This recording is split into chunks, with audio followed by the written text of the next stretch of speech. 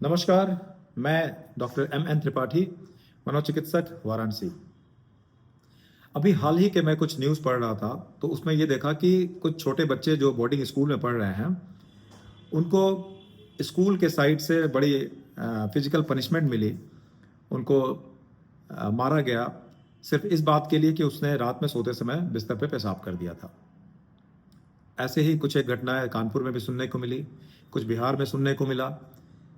एक तो घटना में जिसने उसके पिता ने अपने बच्चे को खूब मारा इसलिए कि वो जानबूझ के पेशाब कर दिया रात में सोते समय और उसकी वजह से उस बच्चे को गहरी चोटें आई जिसकी वजह से उसकी मृत्यु भी हो गई।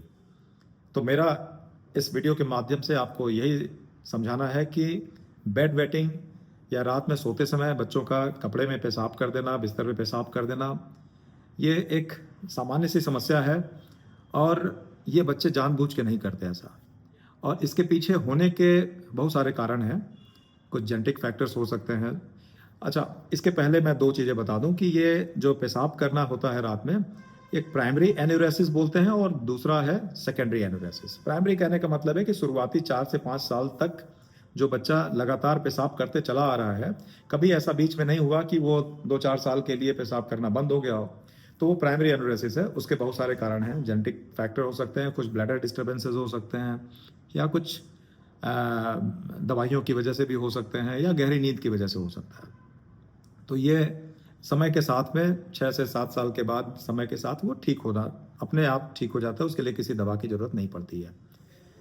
कभी-कभी सेकेंडरी एन्यूरेसिस में क्या होता है कि जो बच्चे 5 से 6 साल तक बिल्कुल ठीक चल रहे थे और उनको अच्छी टॉयलेट ट्रेनिंग दी गई थी, उन्होंने पेशाब करना बंद कर दिया था। अब 6 साल के बाद या 7 साल के बाद वो अक्सर पेरेंट्स की कंप्लेन आती है कि वो रात में सोते समय बिस्तर गीला कर दिया। कई बार बच्चे इसमें बहुत झेप आ जाते हैं, उन्हें बड़ी शर्मिंदगी का सामना करना पड़ता है और वो सुबह उठते हैं तो बड़े डरे मन से फिर अपने जो बिस्तर गीला कर दिया उसको छुपाते हैं कि कोई देख न ले और कभी कई बार वो अपने परिवार में या किसी दूसरे गेस्ट के घर पे भी नहीं जाते कि कहीं वहाँ जाकर अगर सोए और ऐसी गलती हो गई तो अब क्या करेंगे। तो पहले तो ये मैं समझाना चाहता हूँ कि जो सेकेंडरी एन्यूरेसिस होता है उसका मुख्य कारण होता है मानसिक तनाव। बच्चा किस परिवेश में रह रहा है, किस तरीके के वातावरण में वो पढ़ाई-लिखाई कर रहा है, स्कूल से कितना प्रेशर है, पीयर प्रेशर कितना है, कहीं ऐसा तो नहीं कोई उसे बहुत ज़्यादा स्कूल में उसकी खिंचाई कर रहा है या होमवर्क का बहुत ज़्यादा प्रेशर है। कभी-कभी इस बेड वेटिंग के साथ में अगर आप ध्यान देंगे, तो बच्चा रात में सोते समय बड़बड़ाता भी है।